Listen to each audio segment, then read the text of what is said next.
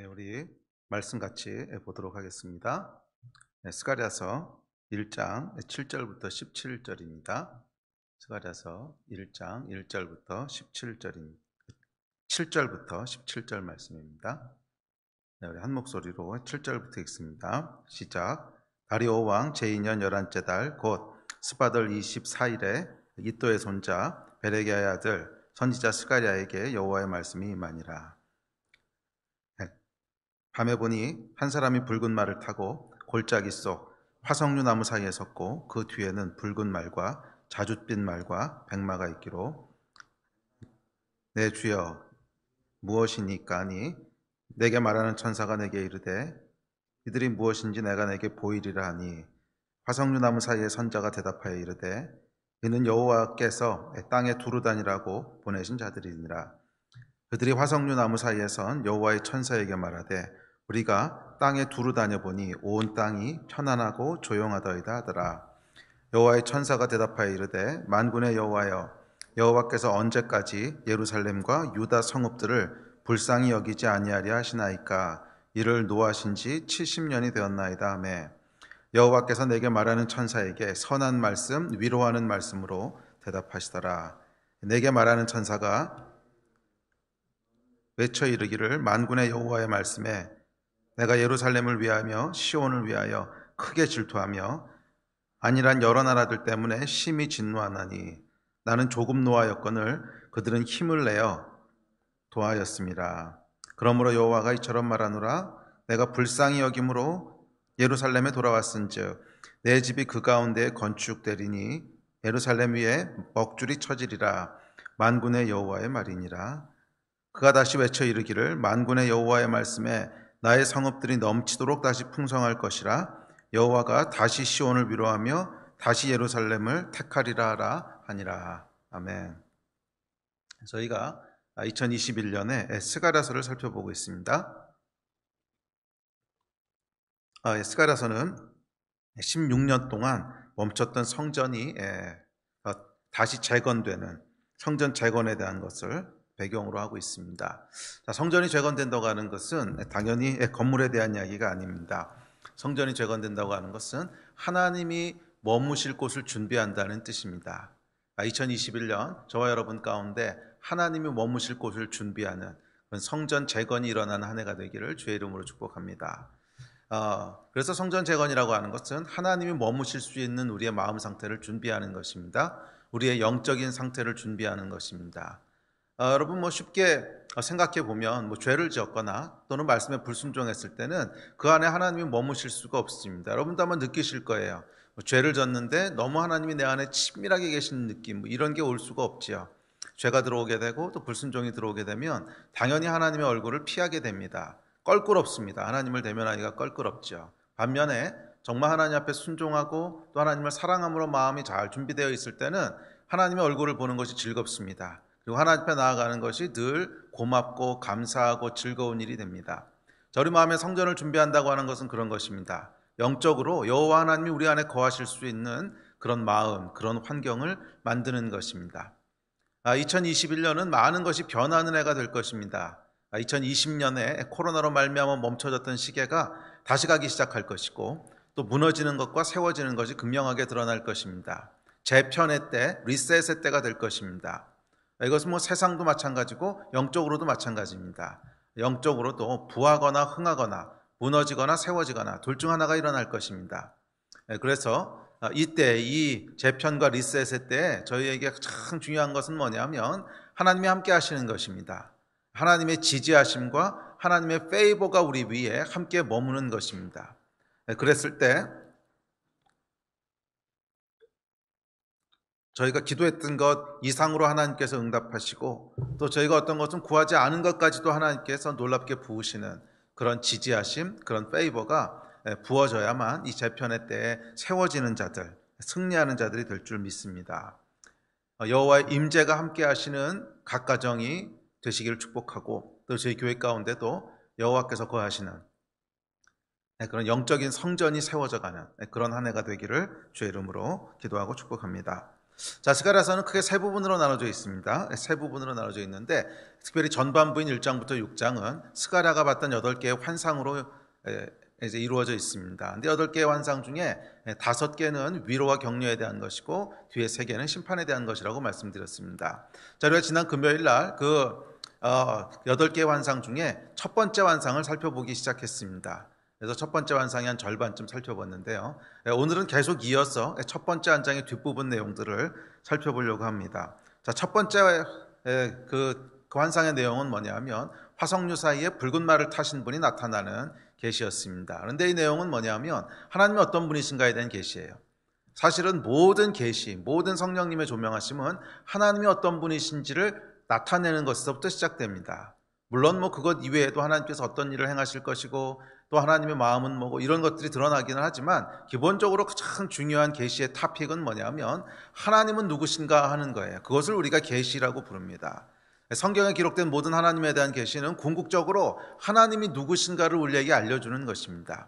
자, 스가랴서 첫 번째 부분에 나오는 첫 번째 환상도 하나님이 누구신지에 대한 10가지 내용을 쭉 기록하고 있습니다. 다 기억하실지 모르겠지만 약간 10가지 내용을 기록하고 있습니다. 그 10가지 내용 중에 처음 4개를 우리가 지난 시간에 살펴봤고 오늘 5번째부터 이어서 살펴볼 텐데 그 4가지 내용을 짧게 리뷰해보면 첫 번째 하나님은 화석류 나무 사이에 계신 분이시라는 것이었습니다. 자, 화석류 나무라고 하는 것은 여호와의 말씀이 선포되는 어떤 배경으로 이렇게 깔려있는 거지요.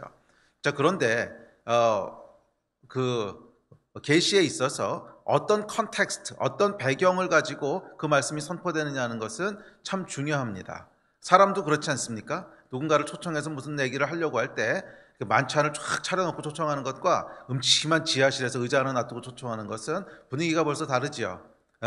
그때는 말하려고 하는 메시지가 무엇인지를 벌써 상대방이 대충 눈치를 챕니다.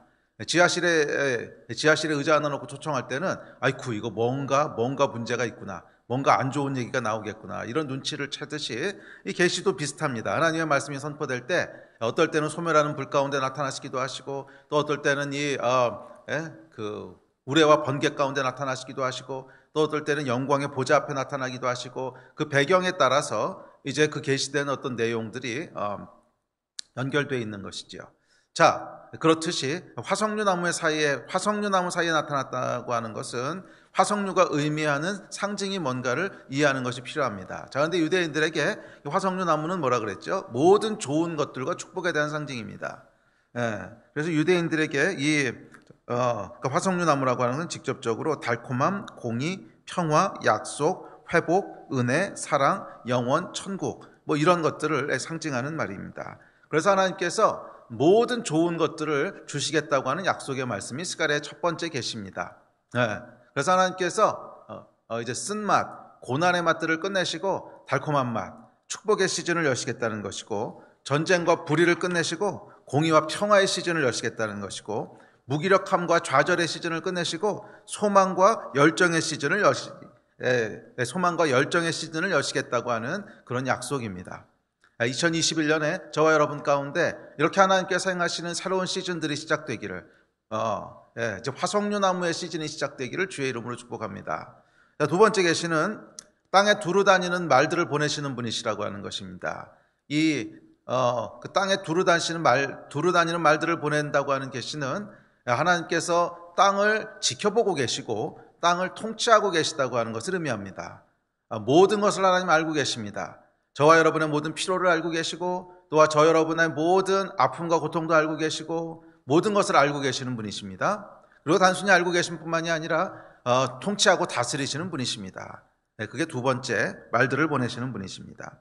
셋째 예수님은 그러니까 삼위 하나님 중에 특별히 삼위 예수님께서는 중보하시는 분이십니다. 당신 백성들을 위해서 중보하시는 분이십니다. 넷째 하나님은 선한 말씀, 위로하는 말씀을 주시는 분이십니다. 13절 내용입니다. 우리 지난 시간에 여기까지 살펴봤고요. 자, 오늘은 이어지는 5번째 계시부터 살펴보려고 합니다. 10개 중에 4개 그리고 5번째인데 사실 선한 말씀, 위로의 말씀을 주신다고 하는 4번째 계시 이후에 5번째부터 10번째까지 쭉 이어지는 절수로는 14절부터 17절까지 이어지는 내용은 구체적으로 그렇다면 이 선한 말씀, 위로하는 말씀이 무엇인가 하는 것을 쭉 서술하는 내용입니다. 선한 약속, 위로가 되는 약속의 말씀을 주시는데 구체적으로 그것들은 무엇인가 하는 것이 5번째부터 10번째까지 내용입니다. 자, 그 중에 오늘은 5, 6, 7번째 3개를 가지고 함께 살펴보려고 합니다. 자, 오늘 보면 본문에 보시면 아주 중요한 하나님의 감정이 3가지가 묘사됩니다. 아주 중요한 감정이 3가지가 묘사되는데 하나님은 어떤 분이시냐면 감정을 가지신 분이시라는 거예요. 감정을 가지신 분이시라는 거예요. 그 오늘 본문에 묘사되는 이 3가지 감정은 질투하신 하나님, 진노하신 하나님, 그리고 긍휼을 베푸신 하나님이 3가지 감정이 이제 묘사됩니다. 자, 그런데 하나님은 감정을 가지신 분이세요. 그래서 하나님은 당신 백성들을 향해서 그리고 원수들을 향해서 감정을 느끼십니다. 감정을 느끼십니다. 그래서 하나님과의 관계에 있어서 참 중요한 것은 이 하나님의 감정에 올바르게 반응하는 것입니다. 자, 여러분, 신앙생활은 뭐냐면 하나님의 감정에 우리가 올바로 반응하는 거예요. 물론 뭐 하나님의 감정만이 다는 아닌데 굉장히 중요한 한 파트라는 거예요. 신앙생활의 아주 중요한 한 파트는 하나님의 감정에 우리가 올바르게 반응하는 것입니다. 왜냐하면 신앙생활은 하나님과의 관계이기 때문에 그래요. 자, 관계를 한번 떠올려 보십시오. 부부가 있습니다. 그럼 부부 사이의 관계가 온전하려면 어떻게 돼야 되냐면 뭐 그 사람에 대한 올바른 지식도 있어야 되고 그 사람에 대한 이해도 있어야 되고 뭐 사랑도 있어야 되고 전부 필요한데 그 중에 아주 중요한 파트 중에 하나가 그 사람의 감정에 제대로 올바르게 반응하는 것입니다. 그렇지 않습니까? 예를 들어서 이런 거 한번 상상해 보십시오. 아내가 너무너무 남편을 사랑해서 여보 너무 사랑해 막 이렇게 사랑을 표현하는데 이 남편이 멀뚱멀뚱 먼 산을 바라보고 있다. 이게 관계가 되겠습니까? 안 되죠. 또 이 아내가 어떤 일 때문에 너무 화가 나가지고서 당신 정말 그럴 수 있어 막 이렇게 화를 냈는데 웃으면서 남편이 여보 I love you 이렇게 반응한다면 어떻겠어요? 이게 정말 이건 공포물이죠. 공포물. 뭐 관계가 제대로 이루어질 리가 없습니다. 이 제대로 관계가 이루어진다고 하는 것은 뭐냐면 감정에 올바르게 반응하는 것입니다. 상대가 화를 내면 그 화를 왜 냈는지를 내가 생각하고 미안한 감정을 갖는다든지 돌이킨다든지 이렇게 반응해야 되는 거죠. 또 상대가 나를 너무너무 사랑한다 그러면 나도 그 사랑에 대해서 감격하든지 감동하든지 뭐 나도 사랑하든지 이렇게 반응을 보여야 되는 거죠. 이것이 올바른 관계의 어떤 기초적인 내용입니다. 하나님과의 관계도 마찬가지입니다. 하나님이 감정을 가지신 분이시라고 하는 것을 이해하는 건 참 중요합니다. 그래야만 우리 신앙이 종교가 아니라 살아있는 신앙이 되기 때문에 그래요. 종교의 특징은 여러분 뭐냐면 감정을 다 배제해버리면 결국 종교가 됩니다. 잘 생각해 보세요. 그러니까 하나님과의 관계에 있어서 감정이란 요소를 다 배제해버리면요 남는 거는 신학적인 지식과 종교적인 율법만 남게 돼요. 그렇지 않습니까? 하나님과의 관계에 있어서 모든 감정의 요소를 다 빼버렸어. 그러면 뭐 신학적인 지식 그리고 해야 되고 하지 말아야 되는 어떤 율법 밖에 남는 게 없어요. 그것을 성경은 율법이다 또는 종교다 이렇게 부릅니다. 그래서 우리의 신앙생활이 종교에서 빠져나오기 위해서 탈종교화되기 위해서는 너무너무 중요한 게 뭐냐면 감정이에요. 하나님은 올바른 지식도 물론 필요하고 올바른 의지도 필요하고 다 필요하지만 그 가운데 올바른 감정도 중요한 3개 중에 하나라는 거예요. 그래서 저와 여러분 가운데 이 하나님의 감정에 대해서 올바로 반응하는 그것이 너무 중요하고 필요합니다. 하나님이 우리를 사랑하신다라고 말씀하셨을 때는 그 사랑의 감정에 대해서 우리가 감격하고 감사하고 우리도 사랑하고 이런 반응이 나와야 되는 것이고, 진노하신다 그랬을 때는 그 진노하심 앞에서 납작 엎드리고 진노하심 앞에서 우리 마음이 떨리고 그래서 회개하고 뭐 이런 반응이 나와야 되는 거죠. 이 감정에 올바로 반응할 때 우리는 비로소 종교가 아니라 살아있는 하나님과의 관계를 누리게 되는 것입니다. 그래서 신앙생활에서 감정을 제외해버리는 것은 참 위험한 시도입니다. 참 위험한 시도예요. 제가 젊었을 때, 초신자 때 제 신앙생활을 쭉 이렇게 돌아보니까 위기가 왔던 순간이 있었어요. 아주 큰 위기가 오면서 제가 영적인 침체에 빠졌던 그런 순간이 있었는데, 그때 책 하나를 잘못 이해하면서 제가 큰 위기에 빠졌어요. 그 책이 뭐였냐면 아마 저자가 그런 의도로 쓴 건 분명히 아니었을 텐데 제가 잘못 이해했어요. 그런데 그 책의 내용이 뭐였냐면 신앙생활을 감정을 따라하는 것은 위험합니다, 이런 내용이었어요. 신앙생활을 감정을 따라하는 것은 위험합니다. 감정에 속지 마십시오. 우리의 신앙생활은 올바른 지식, 올바른 하나님에 대한 말씀이 진리가 우리를 끌고 가는 것이지 그러면서 열차 하나를 딱 보여주면서 그 열차의 맨 앞에 기관차가 있죠. 끌고 가는 거. 그거는 올바른 말씀, 진리라는 거예요. 그럼 나머지는 다 줄줄줄 이렇게 끌려오게 된다는 뭐 그런 내용이었습니다. 제가 그걸 읽으면서 마음의 감동을 받았어요. 그래서 그렇지, 감정이 중요하지 않지. 감정을 따라가다가는 안 되지. 그래서 신앙생활에서 감정의 요소를 자꾸 빼기 시작했습니다. 그러고 한 2, 3년 지나고 나서 보니까 영적으로 완전히 무너져 있는 제 자신의 모습을 보게 됐습니다. 여러분, 감정은요 빼면 안 돼요. 왜냐하면 하나님이 감정을 가지신 분이신데 그 감정을 빼버리면 아까처럼 이상한 일이 일어나는 겁니다. 그 아내가 여보 사랑해 근데 멀뚱멀뚱 딴 데만 바라보고 있으면 말한 사람은 얼마나 머쓱하겠어요. 이게 관계가 제대로 이루어질 수가 없지요. 또 진노하는데 뭐 웃고 있다든지 이러면 안 됩니다. 하나님의 감정에 올바로 반응하는 것이 신앙의 생명을 줍니다. 올바른 관계를 만들어줍니다. 그래서 오늘 이 하나님께서 스가랴서를 통해서 계시하신 이 세 가지 하나님의 감정을 우리가 이해하고 그 감정 앞에 올바로 반응하게 되기를 주의 이름으로 축복합니다. 이제 그랬을 때 2021년에 저희가 하나님의 감정에 올바르게 반응할 때 2021년 한 해 동안에 하나님께서 우리 가운데 임재하시고 축복하시고 복의 복을 주실 줄 믿습니다. 자, 그렇다면 이 오늘 본문이 기록하고 있는 올바른 감정, 그 세 가지 감정은 뭔가? 아까도 말씀드렸지만 그것은 첫째 질투고, 둘째 분노고, 셋째 긍휼하심입니다. 자, 하나씩 살펴보겠습니다. 첫째는 질투하신 하나님이시라는 거예요. 하나님은 질투하신 하나님이십니다. 14절 말씀에 보면 이렇게 얘기합니다. 14절입니다. 시작. 내게 말하는 천사가 내게 이르되 너는 외쳐 이르기를 만군의 여호와의 말씀에 내가 예루살렘을 위하며 시온을 위하여 크게 질투하며. 우리 하나님께서 질투하신대요. 자, 근데 질투에 대한 히브리어를 보면 키나라고 하는 말인데 이는 열심, 열정, 질투 이런 뜻입니다.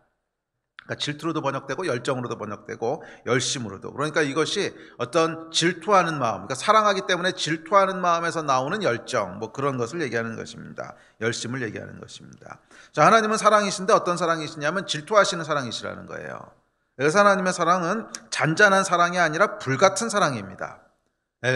하나님의 사랑은 잔잔한 사랑뿐만 아니라 질투하시고 불같은 강렬한 사랑이라는 거예요. 자, 그래서 이 질투하신 하나님이시라고 하는 이 계시는 특별히 하나님의 사랑의 강렬함을 나타냅니다. 강렬함, 강도를 묘사합니다. 하나님께서 그 백성을 사랑하시는데 그저 호수처럼 잔잔히 받아주시는 사랑만이 아니라 어떨 때는 소멸하는 불처럼, 또 어떨 때는 휘몰아치는 광풍처럼 그렇게 열정적으로 사랑하신다는 거예요. 우리 하나님께서는 소극적으로 그냥 우리가 하나님 그럼 무슨 죄를 져도 무슨 잘못을 져도 허허허 그 잔잔한 호수처럼 받아주시는 그런 분만이 아니라, 그러니까 이것도 뭐 사랑은 사랑이지요. 소극적인 사랑이라면 굉장히 적극적으로 사랑하시는 분이시라는 거예요. 우리의 소유권을 강하게 주장하시는 분이시라는 거예요. 다른 어떤 것에도 내가 너희를 뺏기지 않을 거야. 다른 어떤 것에도 내가 너희를 내주지 않을 거야. 나보다 너를 더 사랑하고 너희가 나보다 더 사랑하는 것을 내가 허락할 수가 없어. 이 하나님의 사랑의 강도를 표현하는 것이 질투하는 하나님이십니다. 질투하시는. 그래서 하나님은 우리를 소유하시고 계시기 때문에 소멸하는 불처럼 또 몰아치는 광풍처럼 그 어떤 것에도 우리를 빼앗기지 않으세요. 그 어떤 것에도 우리를 내어주지 않으세요. 그 어떤 것도 우리와 하나님 사이에 위치하지 못하게 하세요. 그것이 하나님의 선하신 말씀이고 위로의 말씀입니다. 그래서 하나님의 사랑은 다른 어떤 것과도 비교할 수 없고 다른 어떤 유혹보다도 강력합니다. 그래서 그 사랑을 성경에서는 이렇게 묘사합니다. 우리 성경 같이 읽읍시다. 아가서 8장입니다. 시작. 너는 나를 도장같이 마음에 품고 도장같이 팔에 두라. 사랑은 죽음같이 강하고 질투는 수월같이 잔인하며 불길같이 일어나니 그 기세가 여호와의 불과 같으리라.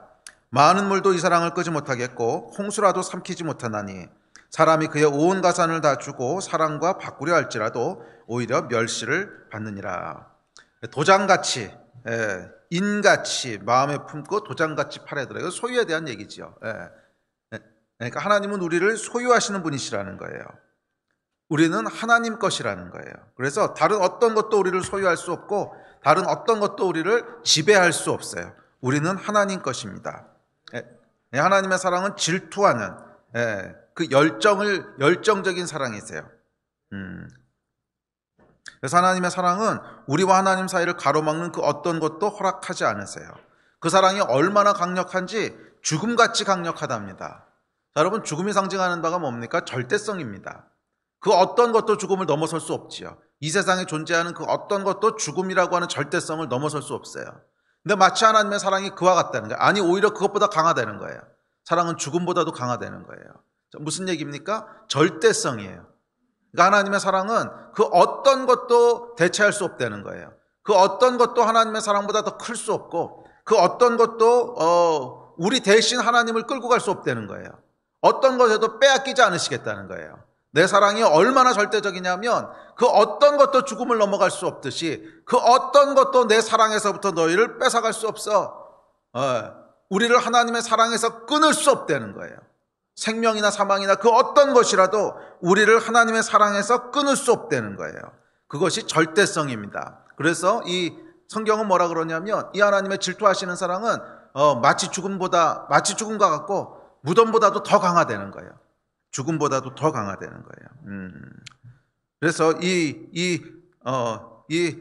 그러니까 하나님의 절대적으로 질투하시는 이 사랑은 때로는 그래서 소멸하는 불로 우리에게 나타나기도 합니다. 우리가 하나님보다 더 사랑하는 것이 있을 때 그것을 소멸하시는 거예요. 그것을 용납하지 못하시는 거예요. 그래서 우리가 돈을 하나님보다 더 사랑할 때 하나님은 돈을 소멸하는 하나님으로 나타나시고요.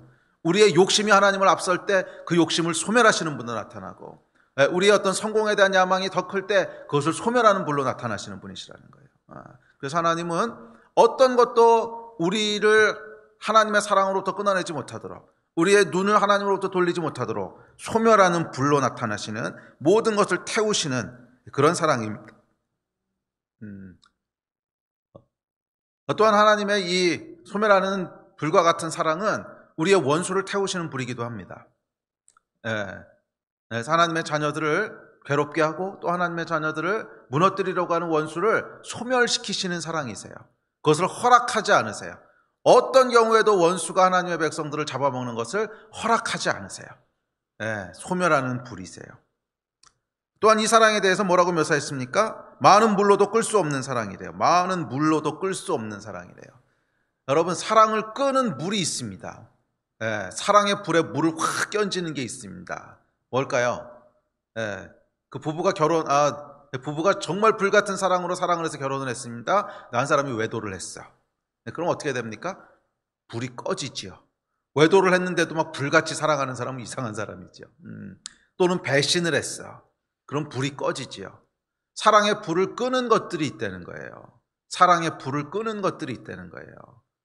그것은 그 대상 이외에 다른 대상이랑 무슨 외도를 한다든지 간음을 한다든지 아니면 배신을 한다든지 아니면 속인다든지 뭐 그런 걸 하게 되면 이 사랑의 불이 꺼집니다. 그렇죠?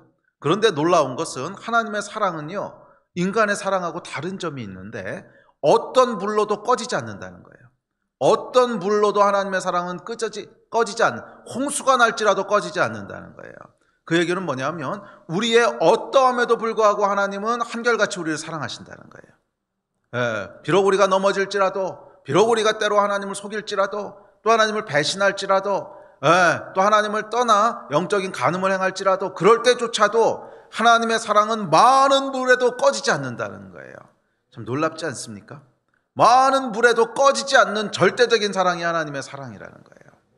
우리는 그런 하나님의 사랑을 받는 백성입니다. 그래서 우리의 연약함에도 불구하고, 우리의 배신에도 불구하고, 우리의 부족함에도 불구하고, 사실 여러분, 이 말씀을 받는 스가랴 시대의 이스라엘 백성을 생각해 보십시오. 이들의 배신과 이들의 타락으로 말미암아 나라가 망했습니다. 이들이 나라가 망할 때 보면 정말 음란하게 우상들을 섬겼고요, 하나님을 배신했고요, 하나님의 말씀을 어겼습니다. 사실 하나님의 사랑이 꺼질만 했어요. 이혼할만 했어요. 너희는 이제 그만이야. 야, 한 번도 아니고 너희 수백 년 동안 어떻게 한결같이 이렇게 나에게 배신하고 내 사랑을 떠나느냐. 이제는 끝이야. 사람이라면요, 수백 번도 더 이혼했을 거예요. 그럼에도 불구하고 하나님께서 다시 예루살렘에 돌아오시고 다시 찾아오시는 그 놀라운 은혜는 뭐냐면 많은 불로도 끌 수 없는 사랑이라는 거예요. 많은 불로도 끌 수 없는 사랑이라는 거예요. 그래서 그 사랑으로 말미암아 우리가 하나님 앞에 나아갈 수 있는 놀라운 은혜를 입습니다. 그것이 선한 말씀, 위로의 말씀이에요.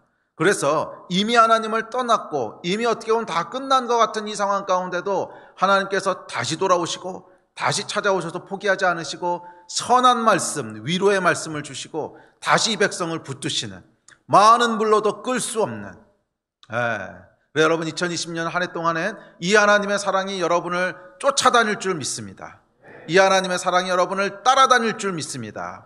비록 우리가 실수했을지라도, 비록 우리가 넘어졌을지라도, 비록 우리가 하나님 앞에 다시 나아가기 참 어려운 그런 죄 가운데 넘어졌을지라도, 그래도 하나님은 여러분을 포기하지 않으신다는 거예요. 그래도 하나님은 여러분을 따라오신다는 거예요. 그래도 여러분은 하나님을 추적해 오신다는 거예요. 할렐루야. 2021년 한 해 이 하나님의 계시가 임하는 한 해가 되기를 축복합니다. 이 하나님의 계시가 임하는 한 해가 되기를 주의 이름으로 축복하고 또 축복합니다. 아멘. 자, 두 번째, 전체적으로는 6번째 계시인데 6번째 내용은 뭐냐면 진노라는 거예요. 진노. 두 번째 묘사된 감정은 진노입니다. 자, 15절에 보면 이렇게 얘기합니다. 15절 같이 읽어봅시다. 시작. 아니란 여러 나라들 때문에 심히 진노하나니 나는 조금 노하였거늘 그들은 힘을 내어 고난을 더하였음이라. 자, 하나님은 그 질투하시는 사랑으로 말미암아 때로 진노하세요.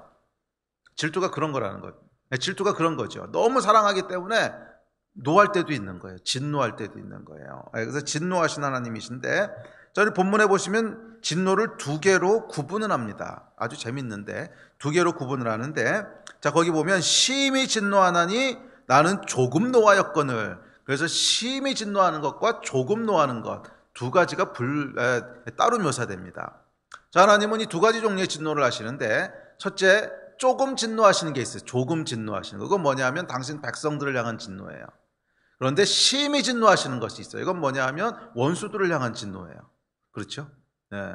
이 원수는 어떤 원수냐면, 그러니까 물론 하나님을 대적하는 것도 원수긴 한데, 하나님의 백성에게 힘을 내서 고난을 더하는 자들, 하나님의 백성에게 힘을 내서 고난을 더하는 자들, 하나님의 백성을 핍박하는 자들에게는 심히 진노하신다는 거예요.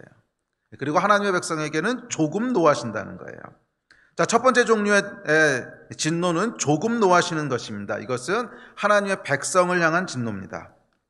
그래서 하나님이 이 백성들이 하나님으로부터 멀어졌을 때, 그때는 진노하십니다. 또 백성들이 주의 말씀을 어겼을 때, 그때 하나님 진노하십니다.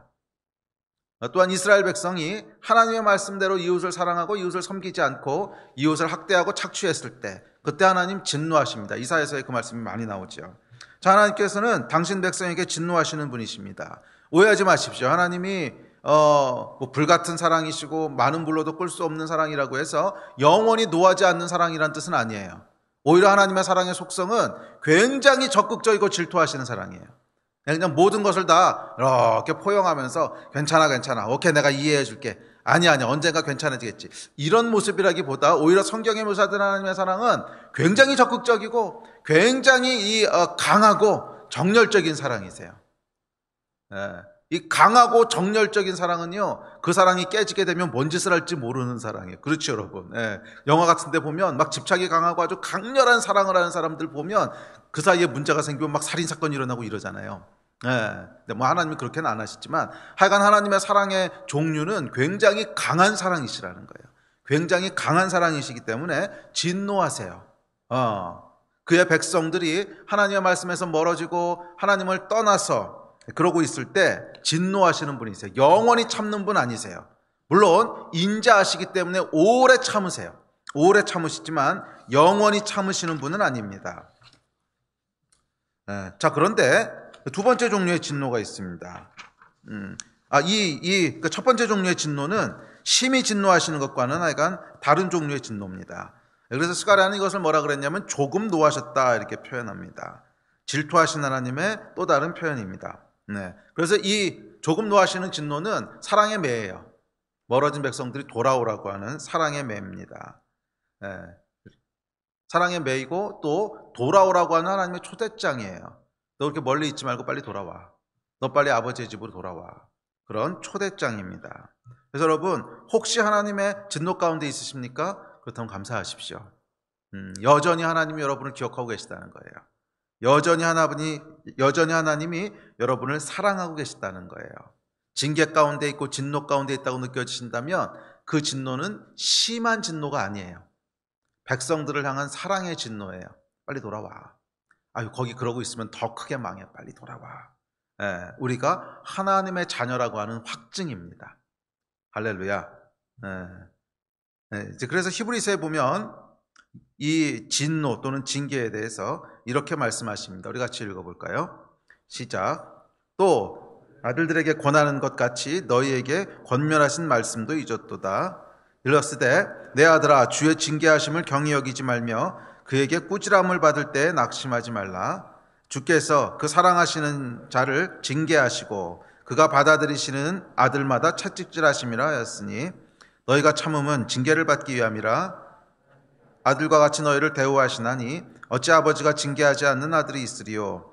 징계는 다 받는 것이거늘 너희에게 없으면 사생자요 친아들이 아니니라. 하나님이 전혀 노하시지 않는다면 너희가 사생자라는 거예요.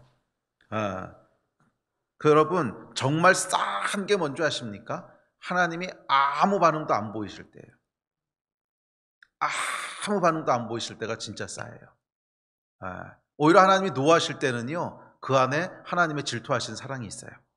그래서 아이코 그래도 하나님이 나를 아들로 계속 하여간 붙잡고 계시구나. 그러므로 여러분 징계 가운데 있으시다면 감사하십시오. 아직 여러분이 하나님이 여전히 여러분을 사랑하신다고 하는 증거고 여전히 여러분을 부르시고 계시다는 초대예요. 말씀이 그 얘기하고 있잖아요. 징계가 하나도 없으면 내가 사생하라는 거예요. 어떻게 징계가 없겠냐는 거예요. 인간이 죄인인데. 타락한 인간들이 어떻게 100% 하나도 잘못하는 것 없이 하나님을 섬기겠냐는 거예요. 우리가 넘어질 때도 있고 잘못할 때도 있다는 거예요. 그래서 우리에게 항상 징계가 있다는 거예요. 돌아오라고 하는 하나님의 매가 있다는 거예요. 자, 그런데 징계를 받을 때 두 가지를 하라고 여기서 보면 이제 이야기합니다. 징계하심을 그러니까 내 아들아 주의 징계하심을 받을 때 경히 여기지 말며 꾸지람 받을 때 낙심하지 말라. 이 두 가지를 하라 그래요. 첫째, 경히 여기지 말라고 하는 것은 가볍게 생각하지 말라는 거예요. 하나님께서 징계하시는 것이 느껴진다 그러면 가볍게 생각하지 말라는 거예요. 무겁게 생각하라는 거예요. 아이코 지금 하나님이 돌아오라 그러시는 거구나. 왜냐하면 이걸 가볍게 생각하면요 징계가 점점 심해집니다. 왜? 못 알아들으니까. 그래서 여러분 징계가 있으면 작은 징계가 있을 때 뭔가에간 이거 뭐지 이렇게 가는 게 아닌 것 같은데 뭔가 내가 하는 일이 막혀. 뭔가 하는 일이 이게 그 페이버가 안 느껴져. 그러면 여러분 그 단계에서 빨리 돌이키셔야 돼요. 빨리 돌이키셔야 돼요. 아이코 이거 하나님이 지금 뭔가 알아들으라고 얘기하는 거구나. 그렇지 않으면요 더 크게 징계하십니다. 왜? 사랑하시니까. 자, 두 번째, 징계를 받을 때 낙심하지 말라 그랬어요. 낙심하지 말라고 하는 것은 감사하라는 거예요. 우와, 하나님이 아직 날 사랑하시는구나. 하나님이 아직도 나를 초대하시는구나. 그 사인입니다. 그러면 여러분 낙심하지 마십시오. 낙심하지 마십시오. 징계가 있으면 감사한 거예요. 아멘. 자, 그런데 이와는 전혀 다른 종류의 징계가 있습니다. 진노가 있습니다. 두 번째 진노인데 원수를 향한 진노예요. 심하게 진노하시는 거예요. 그래서 뭐라 그러셨냐면 내 백성에게 힘내서 고난을 더했대요. 이 영적인 원리가 있습니다. 하나님이 행하시는 일인데 그것은 뭐냐면 하나님의 백성들이 타락하거나 죄가 있을 때 하나님이 조금 진노하세요. 그래서 징계의 막대기로 쓰시는 도구들이 있어요. 뭐 예를 들면 이스라엘과 유다 같은 경우에는 아수르와 바벨론을 몽둥이로 쓰셨지요. 그래서 북쪽 이스라엘이 타락했을 때 아수르를 몽둥이로 쓰셔서 하나님의 조금 진노하신 것을 그 백성들에게 풀어놓게 하셨어요.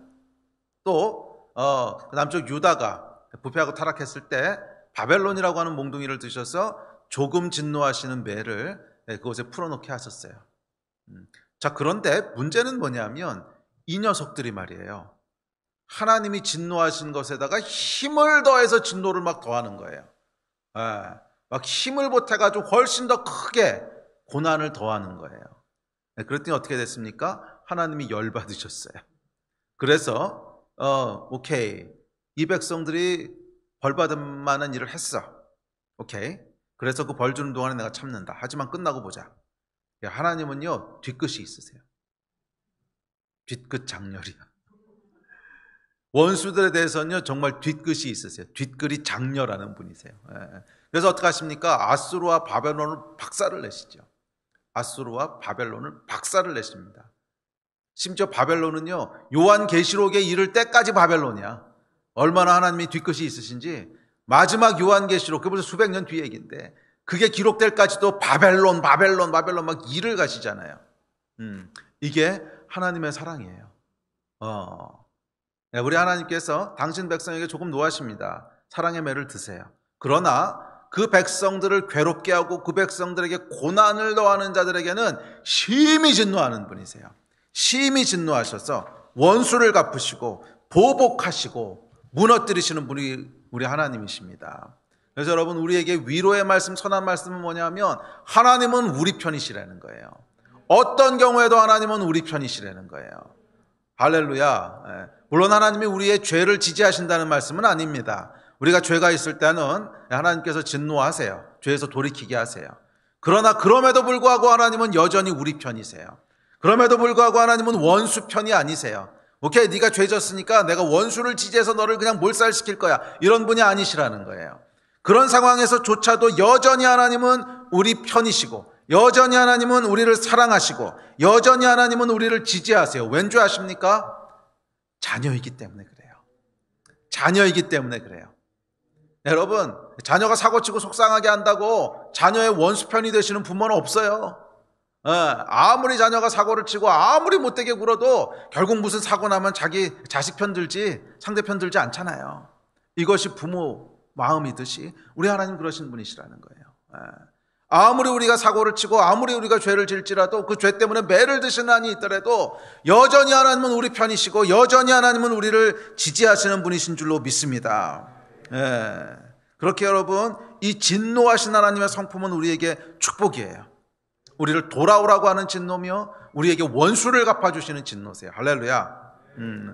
그래서 여러분, 사실은 이 땅의 교회들의 상황을 생각하면 조금 죄송스러운 마음들이 분명히 있습니다. 우리가 조금 진노를 받을 만한 상황이 아닌가 하는 생각이 들 때도 있어요. 그렇죠.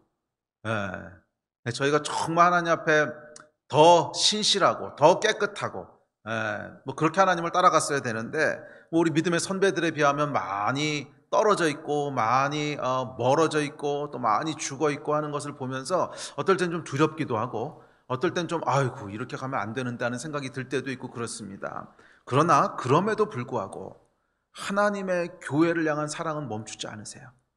그래서 여러분, 너무 쉽게 하나님의 백성들을 정죄하고 너무 쉽게 하나님의 백성들을 판단하는 것은 조심하셔야 됩니다. 하나님이 기뻐하지 않으세요.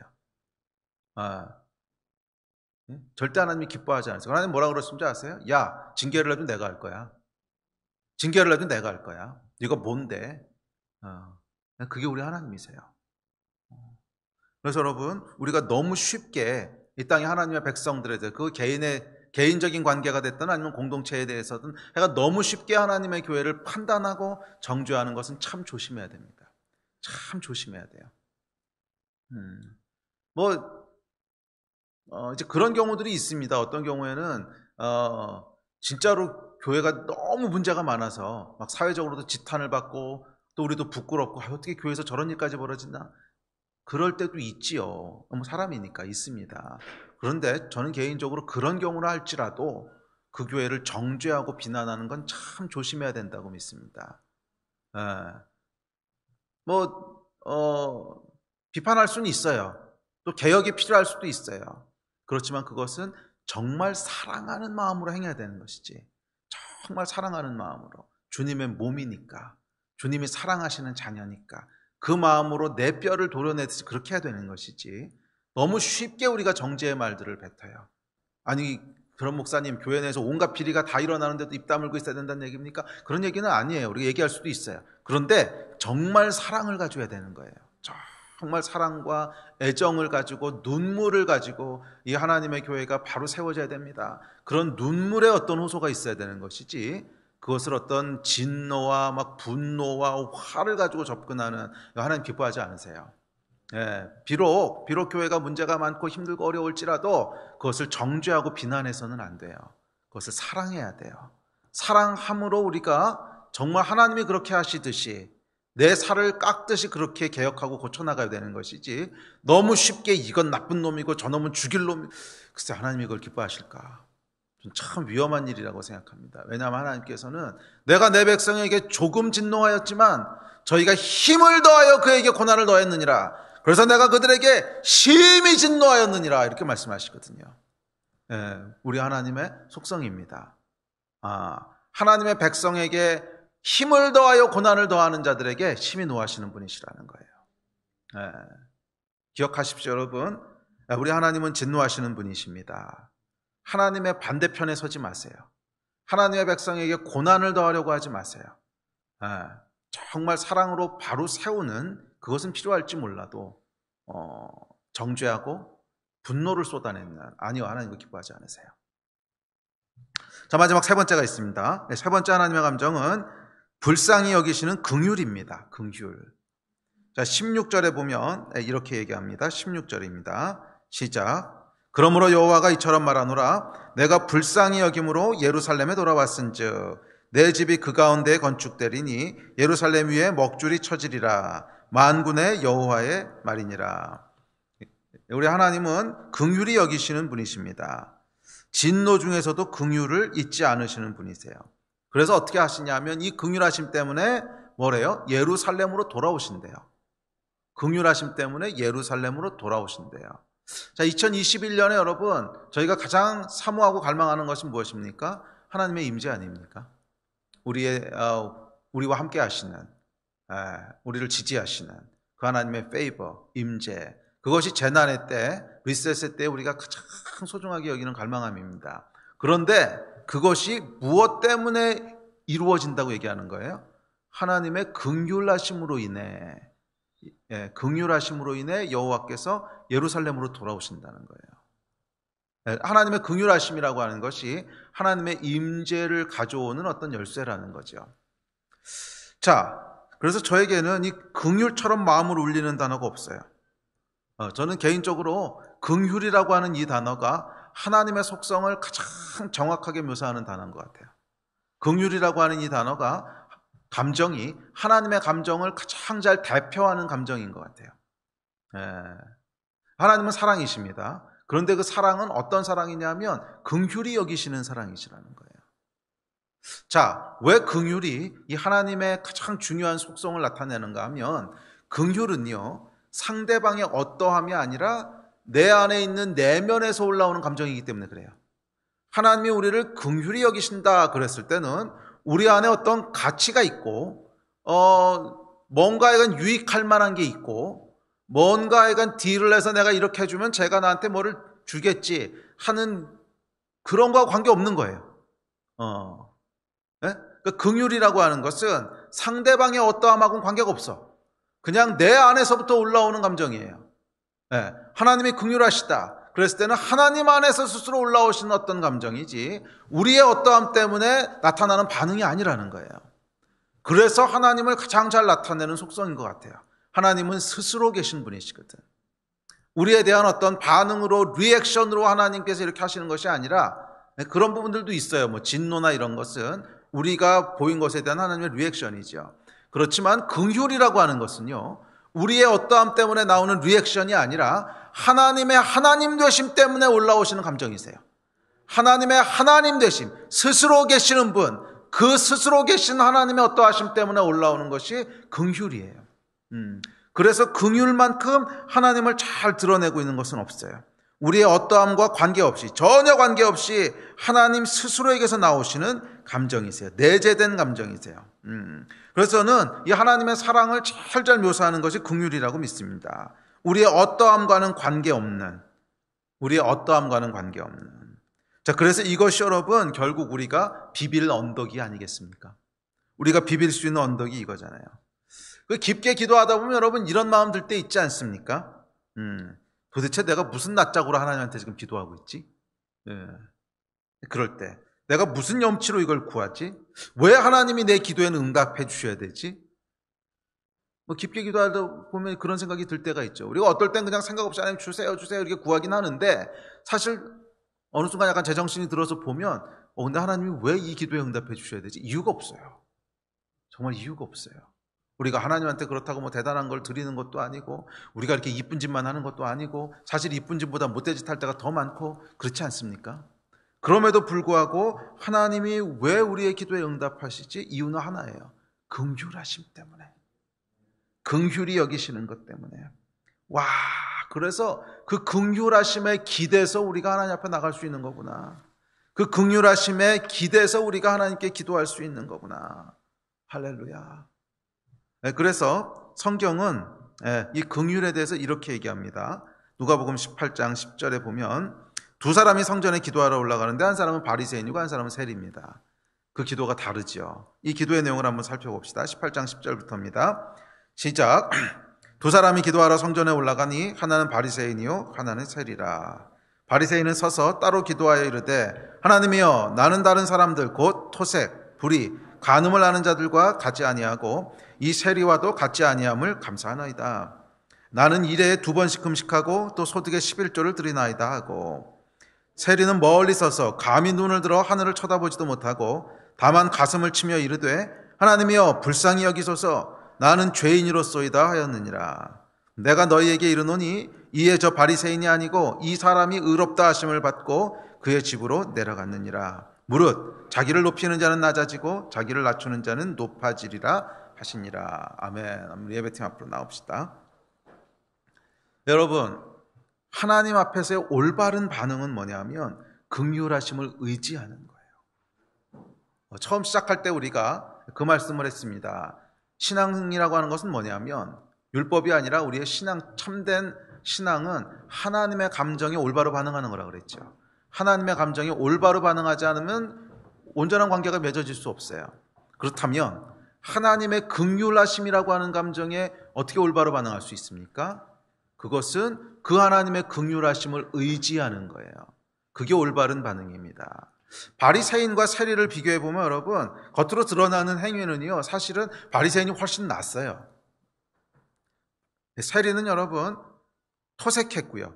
토색이라고 하는 말이 좀 어렵나? 사람들 걸 이렇게 뺏었고요. 착취했고요. 거짓말도 많이 했고요. 아주 나쁜 사람이었습니다. 그리고 바리새인은 그에 비해서 정말 철저하게 하나님을 섬겼던 아주 신실한 사람이었습니다. 그런데 왜 하나님께서 세리의 손을 들어주시고 바리새인의 손을 내리셨을까요? 이유는 하나예요. 잘못 반응한 거예요. 하나님의 감정에 대해서 잘못 반응한 거예요. 뭐 아무리 훌륭한 사람인지 모르겠고 아무리 철저한 사람인지 모르겠지만 관계의 측면에서 봤을 땐 하나님 앞에 잘못 반응한 거예요. 바리새인은 무엇을 가지고 하나님 앞에 나갔냐 하면 자기 의를 가지고 나갑니다. 나는 이런 것도 했고요. 나는 저런 것도 했고요. 나는 이런 것도 했어요. 여러분 이거 한번 상상을 해보십시오. 그 어떤 부자 할아버지가 있는데 망나니 손자가 있어. 아주 망나니야. 얘는 진짜 망나니야. 그래서 그냥 정말 불쌍히 여겨서 아이고 그래도 이 그지 같은 사는 놈을 내가 어떻게 좀 도와줘야지. 그래서 막 긍휼의 마음을 막 품고 그래 내가 품어주자. 그래서 이 손자를 이렇게 맞아들였는데 얘가 이제 할아버지 앞에 나와서 나는요 이것도 잘했고 저것도 잘했고 이것도 잘했고 저것도 잘했고 나는 당신의 유산을 상속받을 만한 모든 의로운 일을 다 했어요. 그럼 이 속에서 얼마나 끓겠어요. 할아버지가 이놈 자식 내가 지금 긍휼로 용서해 주려고 한번 불렀더니 아직도 정신 못 차렸어. 여러분 긍휼의 마음이 있을 때 올바른 반응은요 그 긍휼에 의지하는 겁니다. 나의 의를 가지고 반응하는 것이 아닙니다. 왜냐하면 하나님께서는 틀리지 않으세요. 우리에게 긍휼의 반응을 가지셨다고 하는 것은 우리가 내세울 게 없다는 뜻이잖아요. 우리가 내세울 게 있으면 하나님이 왜 긍휼의 마음을 품으시겠어요? 불쌍히 여기셨다라고 하는 것은 쟤는 가지고 나올 게 하나도 없구나. 쟤는 내세울 게 하나도 없구나. 쟤는 내 앞에 가지고 올 게 하나도 없구나. 그러니까 불쌍히 여기신 거지요. 오해하신 게 아니잖아요. 하나님이신데. 그렇다면 하나님이 긍휼히 여기셨다고 하는 것은 내가 하나님 앞에 내밀 카드가 없다는 뜻입니다. 자격이 없다는 뜻입니다. 그러니까 그때 올바른 반응은 천부여 의지 없어서 주 앞에 나아갑니다. 그러고 그냥 엎드리는 거 아니겠습니까? 주님의 긍휼하심을 의지해서 내가 주 앞에 나아갑니다. 그것이 올바른 반응입니다. 여러분, 특별히 2021년 한 해는요, 이 하나님의 긍휼이 더욱더 절실하게 필요합니다. 재편과 리셋의 때에 과연 무엇으로 우리가 살아갈 수 있겠어요? 그것은 하나님의 긍휼하심 아니겠습니까? 그래서 저는 우리가 이 재편의 해를 대체할 만한 다른 전략은 없다고 믿습니다. 긍휼이 저의 유일한 전략입니다. 긍휼이 저의 유일한 전략입니다. 여러분은 어떠세요? 올 한 해를 성공적으로 헤쳐나갈 다른 계획이나 다른 전략이 있으십니까? 저는 없어요. 뭐가 일어날지도 모르겠고 어떤 광풍이 몰아칠지도 모르는데, 미래를 알 수가 없는데 무슨 전략을 세울 수 있겠습니까? 저는 적어도 없어요. 저에게 유일한 전략은 뭐냐면 하나님의 긍휼하심입니다. 저의 유일한 전략은 하나님의 긍휼하심입니다. 주여 나를 긍휼히 여겨주십시오. 주여 불쌍히 여겨주십시오. 나를 긍휼히 여겨주시지 않으시면 다른 방법이 없나이다. 여러분, 이 재편의 때에는 우리의 지혜 아무 소용없습니다. 재편의 때에 나의 의로움 아무 도움이 되지 않습니다. 비빌 언덕은 오직 하나님의 긍휼뿐이지 않습니까? 그래서 오늘도 우리가 주의 긍휼하심 앞에 나아가는 것 아닙니까? 주여 우리를 불쌍히 여겨주십시오. 주여 우리를 불쌍히 여겨주십시오. 그리고 바로 그때 세리가 하나님이여 우리를 불쌍히 여겨주십시오. Have mercy on me, Lord. 이 부르짖었을 때 하나님의 감정이 움직이기 시작합니다. 하나님 안에 있는 무언가가 이 부르짖음에 반응하기 시작합니다. 그 감정은 뭐냐 하면 긍휼하심이에요. 긍휼하심. 아이고 불쌍한 녀석, 아이고 불쌍한 녀석. 사실 여러분, 이 하나님 앞에 전략을 들이대는 것 아무 소용없습니다. 하나님이 웃으세요. 하나님이 하늘에서 웃으시며 야, 그 전략이 될 것 같냐? 되지도 않는 것. 우리의 권리를 들이대는 것 아무 하나님 앞에는 소용이 없습니다. 우리의 공로를 들이대는 것 전혀 하나님의 감동을 일으키지 못합니다. 이런 것들은 하나님의 마음을 움직이지 못해요. 바리새인이 의를 하나님한테 들이댔고 율법을 들이댔고 또 자기의 어떤 종교를 들이대고 전략을 들이대고 전혀 하나님이 반응하지 않으셨어요. 그런데 하나님이 언제 반응하세요? 세리가 나와서 Have mercy on me, Lord. 우리를 불쌍히 여겨주십시오. 대책이 없습니다. 나는 죄인입니다. 다른 전략도 없습니다. 주여 도와주십시오. 주여 도와주십시오. 이렇게 부르짖었을 때 하나님의 마음이 움직이는 거예요.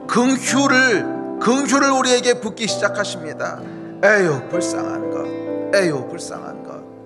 그래서 어떻게 하신다는 거예요? 오늘 본문 16절입니다. 시작. 불쌍히 여김으로 예루살렘에 돌아왔은즉.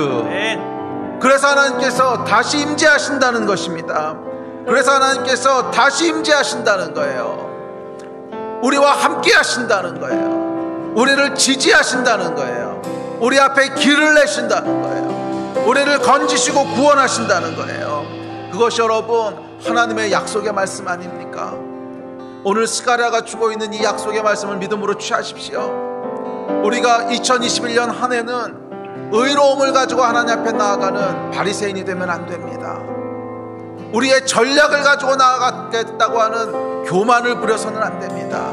그건 다 무너질 거예요. 우리에게 필요한 것은 하나님의 임재예요. 우리와 함께 하신 하나님의 지지하심이에요. 하나님의 페이버예요. 그리고 그것은 이렇게 부르실 때 부어진다고 약속하셨어요. 하나님 우리를 긍휼히 여겨주십시오. 하나님 우리를 불쌍히 여겨주십시오. 우리에게는 가진 것이 없습니다. 우리에게는 능력이 없습니다. 우리에게는 의로움이 없습니다. 주여 우리를 불쌍히 여겨주십시오. 그것이 여러분 우리의 유일한 전략입니다. 그것이 우리의 힘입니다. 그곳에 구원이 임하고 그곳에 페이버가 임하고 그곳에 하나님의 임재가 임하는 것입니다. 여러분, 2021년이 시작됐습니다. 올 한 해 동안 무엇을 붙잡고 나가시겠습니까? 저는 긍휼하심을 붙잡고 나가겠습니다. 무엇을 붙잡고 나가시겠습니까? 여러분의 건강을 붙잡으시겠습니까? 아니면 여러분의 지혜를 붙잡으시겠습니까? 경험을 붙잡으시겠습니까? 아니면 율법적인 의로움을 붙잡으시겠습니까? 아니요, 여러분, 아무것도 다 소용없을 거예요. 다 무너질 거예요. 오직 하나님의 긍휼하심을 붙잡아야 돼요. 오직 하나님의 긍휼하심을 붙잡아야 돼요. 주여, 우리를 긍휼히 여겨주십시오. 주여, 우리를 불쌍히 여겨주십시오. 이 세리의 부르짖음이 우리 안에 울릴 때 하나님의 마음이 움직이시고 우리 외에 하나님이 함께 하실 거예요. 하나님의 임재와 지지하심이 우리 외에 임하실 거예요. 그것만이 여러분 유일한 소망이고 우리의 유일한 생명이고 유일한 구원이고 유일한 영적인 전략인 줄 믿습니다. 여호와의 긍휼하심 앞에 머무는 자들, 여호와의 긍휼하심을 구하고 그 날개 아래 거하는 그런 저와 여러분이 되시기를, 그런 한 해가 되기를 주의 이름으로 축복하고 또 축복합니다. 아멘. 우리 같이 좀 기도합시다. 우리 자리에 계신 분들은 일어나셔도 괜찮고 무릎을 꿇으셔도 괜찮고 마음을 모아서 하나님 앞에 좀 나가서 기도합시다. 기도할 때 여러분 좀 긍휼을 구하면서 기도합시다. 주여, 우리를 긍휼히 여겨주십시오.